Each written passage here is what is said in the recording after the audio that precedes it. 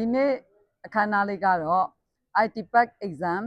ဂျပန်နဲ့9နိုင်ငံဦးစီးပြီးကျင်းပတဲ့ IT Pack Exam မှာ IPFE AP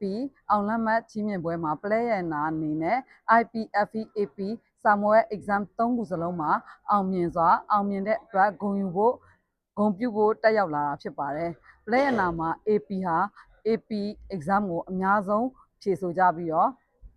9ယောက်ဖြေဆိုတဲ့ထဲမှာ full pass 1ယောက် half pass 6ယောက်အောင်မြင်တာဖြစ်ပါတယ်။ဒီမှာအောင်မြင်တဲ့သူတွေအားလုံးကတော့ developer အနေနဲ့လုပ်ငန်းခွင်ဝင်နေကြပြီဖြစ်ပါတယ်။ဒီရှိနေတဲ့ဥစ္စာမှာမြန်မာတကမ္ဘာလုံးမှာ 2% ပဲအောင်မြင်တဲ့ AP exam ကိုအောင်တဲ့အတွက်အများကြီးကျောင်းသူကျောင်းသားတွေအားလုံးကိုစားသင်ကြားတဲ့ဆရာဆရာမတွေအားလုံးကိုစားကျေးဇူးတင်တယ်ဆိုတာပြောကြားရင်းနဲ့ညီကုန်းချုပ်ပါတယ်